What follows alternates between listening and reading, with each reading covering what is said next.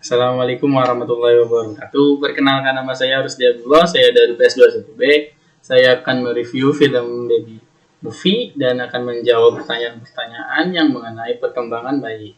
Sebelum itu saya akan menceritakan sedikit tentang film Baby Movie. Film Baby menceritakan tentang perkembangan bayi yang baru lahir di empat tempat berbeda dan dengan dua budaya yang berbeda, yaitu budaya masyarakat industrial dan modern di Tokyo, Jepang, dan San Francisco, Amerika Serikat, dengan masyarakat Algipuntur tradisional di Namibia, Afrika, dan Mongolia. Selain itu, dalam film juga diperlihatkan bagaimana parenting etnoderi berperan mulai dari proses kehamilan hingga kelahiran. Di Afrika, pada suku Namibia, ketika seorang perempuan hamil mendekati masa kelahirannya, perutnya diusap dengan bubuk berwarna merah. Menurutnya, saya mungkin terbuat dari tanah merah yang dihaluskan dan dicampur dengan minyak khas dari suku tersebut. Mungkin hal tersebut dapat membuat proses kelahiran atau berguna bagi perkembangan bayi nantinya. Di Mongolia, seorang ibu mengusap-usap perutnya menjelang kelahiran bayinya dan diberikan senam dengan iringan musik lembut di klinik guna membantu proses persalinan.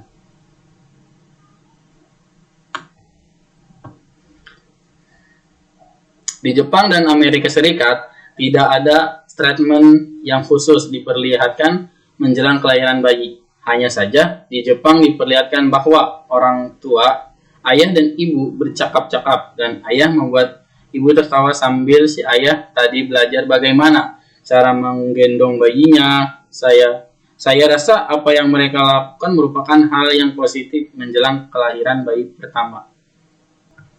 Bayi yang baru lahir, kedua telapak kakinya ditulis karakter kanji, huruf Jepang, dengan tinta merah oleh ayahnya.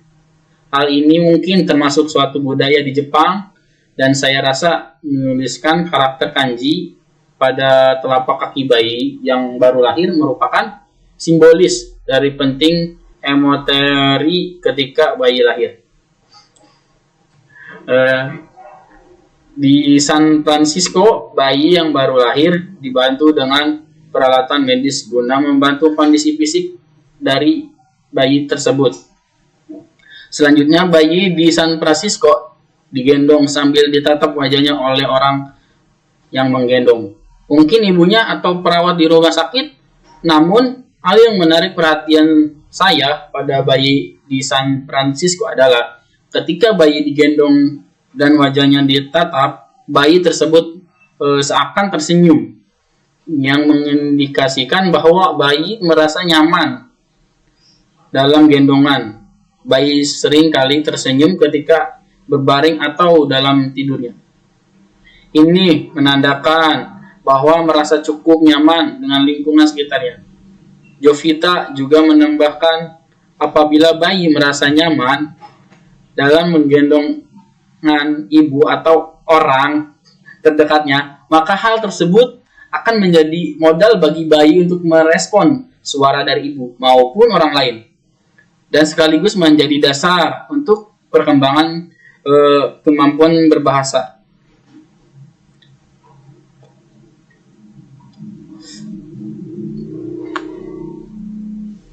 Saya juga merasa ada keunikan tersendiri ketika bayi-bayi dari empat tempat berbeda dengan latar belakang budaya yang berbeda melakukan interaksi dengan lingkungannya. Di Afrika, bayi yang bernama Panijao lebih leluasa untuk berinteraksi dengan lingkungannya karena Panijao diberikan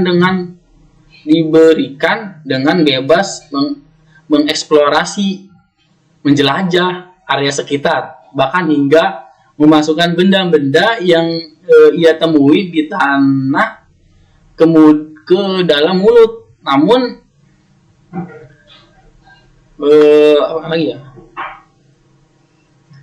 Namun di sisi lain, Panijao juga sering digendong di punggung oleh ibunya ketika melakukan suatu pekerjaan dan sering terjadi interaksi antara panijau dengan si ibu. Hal yang menarik adalah ketika panijau berusaha mengikuti irama yang diucap ibunya, melakukan imitasi. Saya rasa irama tersebut merupakan salah satu bentuk interaksi yang dapat mengawali proses perkembangan bahasa. Hal lain yang menarik adalah ketika panijau diajarkan berbicara oleh ibunya dengan mengucap kata mama. Panijau menjawab dengan melakukan babbling atau celoteh, yaitu membuat suara yang serupa dengan ibunya. Meskipun tidak begitu tepat, babbling biasanya dilakukan oleh bayi yang berusia 6 sampai 7 minggu. Bayi mulai membuat suara dan kondisi nyaman, dan secara tidak langsung dengan babbling bayi melatih kematangan organ artikulasinya. Jadi dapat dikatakan bahwa ketika babbling, panijau juga mengungkapkan perasaan nyaman saat bersama ibu. Kemudian bayi Mongolia bayar lebih sering ditinggal di tempat tidur ketika ibunya sedang sibuk. Ketika bisa merangkak, bayar juga lebih sering bermain di sekitar rumah. Meski sekali ditayangkan bahwa orang tua bayar pernah mengajaknya menghadiri suatu acara, tetapi secara keseluruhan bayar lebih sering menghabiskan waktunya di rumah. Untuk interaksinya sendiri, bayar hanya berinteraksi dengan orang tua dan kakaknya. Saya menangkap bahwa mungkin kemampuan anak untuk bersosialisasi dengan orang lain selain keluarga bukanlah menjadi fokus utama dalam masyarakat Mongolia, sehingga bayar memang lebih sering dibiarkan berada di rumah oleh orang tuanya, atau mungkin karena masalah geografis di mana dataran tinggi Mongolia dikelilingi oleh bukit-bukit dan jalan yang landai, sehingga orang tua bayar jarang mengajaknya berpergian. Pada sisi lain, menurut saya, masyarakat Mongolia memang memberi fokus pada perkembangan psikomotrik dari anak, ditunjukkan ketika bayar dibiarkan dengan bebas merangkak, menjelajahi halaman rumah, dan berkotor-kotor, hingga dibiarkan tertidur di sebelah hewan-hewan ternak.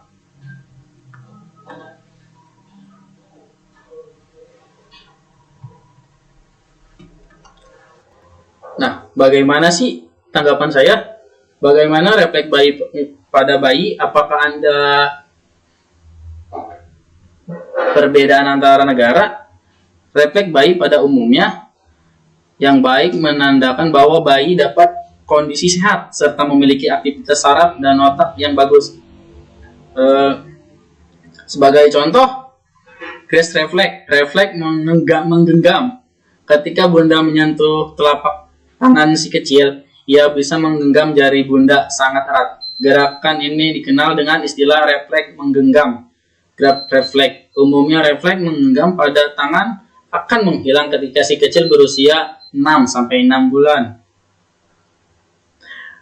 Dan selanjutnya, refleks moro. Refleks moro sering disebut dengan refleks kejut sebab biasanya akan muncul ketika bayi merasa terkejut. Saat terkejut karena suatu hal, misalnya karena suara yang keras atau gerakan yang tiba-tiba, bayi akan merentangkan kedua tangannya dengan telapak tangan menghadap ke atas, lalu menariknya kembali. Terkadang bayi juga akan menangis. Kemudian, bagaimana sih perkembangan fisik masa bayi pada setiap negara? Setiap negara memiliki fisik berbeda-beda, seperti kayak tinggi badan, warna kulit, berat badan. Fisik adalah perkembangan yang berkaitan dengan tinggi dan berat serta bentuk tubuh. Juga berkembang otak, perkembangan motorik, berkaitan dengan keterampilan gerak, perkembangan Perseptual adalah merupakan kemampuan anak mengenal terhadap lingkungan. Perkembangan fisik itu dapat dihitung dengan angka, kayak misalkan tinggi badan, berat badan, dan lain-lain. Selanjutnya, bagaimana perkembangan motorik kasar pada tiap negara? Perkembangan motorik kasar merupakan perkembangan gerak yang meliputi keseimbangan dan koordinasi antara anggota tubuh, seperti merangkak, berjalan, melompat, atau berlari. Biasanya, yang berkembang pertama kali adalah kemampuan motorik kasar, baru motorik halus. Dan selanjutnya, bagaimana perkembangan kognitif pada setiap negara? Perkembangan kognitif adalah salah satu aspek perkembangan manusia yang berkaitan dengan pengertian pengetahuan, yaitu semua proses psikologi yang berkaitan dengan bagaimana individu mempelajari dan memikirkan lingkungannya. Jadi, apa yang si bayi itu lakukan pasti terpacu oleh pikirannya. Dan selanjutnya, bagaimana sih perkembangan bahasa bayi pada tiap negara? Seringkali perkembangan serta pertumbuhan bayi, ia akan mulai mengeluarkan ocehan-ocehan seperti ingin menyampaikan sesuatu setelah berusia 2 sampai 3 bulan pertama. Perkembangan bahasa bayi akan terus berlanjut hingga bayi bisa bicara kata pertamanya, misalkan mama atau papa, yakni sekitar 9 sampai 12 bulan. Pada bayi yang kisaran 2 sampai 4 minggu cuman bisa menangis kalau misalkan ingin pup, ingin ingin pipis, atau celananya basah karena pipis kan, jadi dia nangis karena tidak nyaman. Kalau enggak ingin minum ASI. Jadi kesimpulannya, film Babies ini menceritakan kehidupan 4 bayi dari negara yang berbeda, adalah Pony Jao dari Namibia, Bayar dari Mongolia, Mari dari Tokyo, dan Hati dari San Francisco, yang ditampilkan sejak saat baru lahir hingga dapat berjalan. Keempat bayi ini tumbuh besar di lingkungan, budaya, dan kondisi keluarga yang sangat berbeda. Momen-momen menawan dari mereka pun tak luput dari perhatian, mulai dari saat lahir, membuka mata untuk pertama kali, menangis, tengkurap, duduk, merangkak, berdiri, dan berjalan.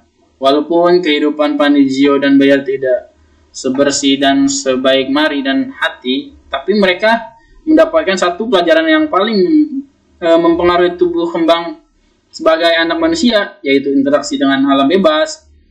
Pony Jao dan Bayar adalah contoh dari bayi yang dididik mandiri sejak dini. Mengandalkan insting, mereka menjadi bayi yang cepat belajar dan mudah bergaul. Ibu saya menamainya dengan istilah anak alam, anak hasil didikan alam. Sedangkan bayi seperti Hati dan Mari, walaupun memang tampak seperti sangat tercukupi kebutuhannya, perkembangannya lebih lamban dibanding anak alam karena kerap dibantu dan difasilitasi oleh kedua orang tuanya. Dan saya menangkap pesan bahwa dalam kehidupan yang serba kekurangan sekalipun, kebahagiaan tidak akan pernah pelit menampakkan wujudnya. Terima kasih. Sekian dari review dari film Baby Movie. Saya Harus Jabloh. Assalamualaikum warahmatullahi wabarakatuh.